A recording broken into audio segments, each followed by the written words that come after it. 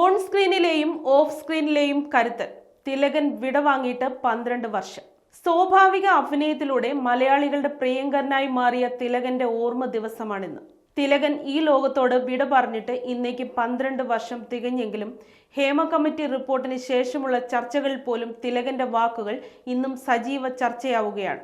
ആരെയും കൂസാത്ത, എന്തും തുറന്നു പറയാൻ മടിയില്ലാത്ത, സിനിമയിലും ജീവിതത്തിലും ഒരുപോലെ ചങ്കൂറ്റം കാണിച്ച മനുഷ്യനാണ് തിലകൻ. വിശേഷിപ്പിക്കാൻ വാക്കുകൾ മതിയാകാതെ വരുന്ന പ്രതിഭാസമായിരുന്നു അദ്ദേഹം.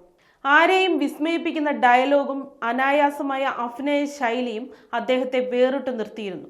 നാടക സമിതികളിൽ നിന്ന് വളർന്ന് മലയാള സിനിമയിലെത്തിയ തിലകൻ മലയാളി പ്രേക്ഷകർക്ക് സമ്മാനിച്ചത് അനവധി അവിസ്മരണീയമായ അഭിനയ മുഹൂർത്തങ്ങളാണ്. 1 മിനിറ്റ് മാത്രമായിരുന്നു തിലകന്റെ ആദ്യ സിനിമയിലെ കഥാപാത്രം സ്ക്രീൻ പ്രസൻസ്. എന്നാൽ 1979 KG ജോർജിന്റെ ഉൾക്കടലാണ് തിലകന് സജീവ സിനിമാ ജീവിതം തുടരാൻ കരുത്തേകിയത്. തുടർന്ന് ഒട്ടനവധി മികച്ച കഥാപാത്രങ്ങൾ തിലകൻ നമുക്ക് സമ്മാനിച്ചു. കിരീടത്തിലെ കോൺസ്റ്റബിൾ അച്യുതൻ നായരായി തിലകനെ അല്ലാതെ വേറെ ആരെയും സങ്കല്പിക്കാൻ പോലും അസാധ്യമാണ്. യവനികയിലെ നാടകക്കാരൻ വക്കച്ചനെ മലയാളികൾ ഒരിക്കലും മറക്കില്ല.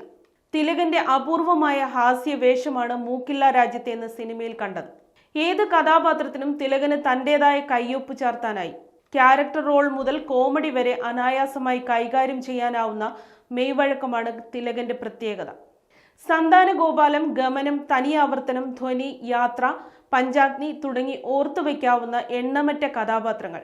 2 തവണ മികച്ച നടനടക്കം 9 സംസ്ഥാന ചലച്ചിത്ര പുരസ്കാരങ്ങൾ, മികച്ച സഹനടനടക്കം 2 ദേശീയ പുരസ്കാരങ്ങൾ.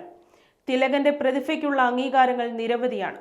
കാർക്കശ്യത്തിന്റെ ആൾരൂപമായി കണക്കാക്കി കലഹിച്ചപ്പോഴും ഓരോ തവണയും തനിക്ക് മാത്രം ചെയ്യാവുന്ന വേഷങ്ങളിലൂടെ തിലകൻ പ്രേക്ഷകരെ വിസ്മയിപ്പിച്ചുകൊണ്ടേയിരുന്നു.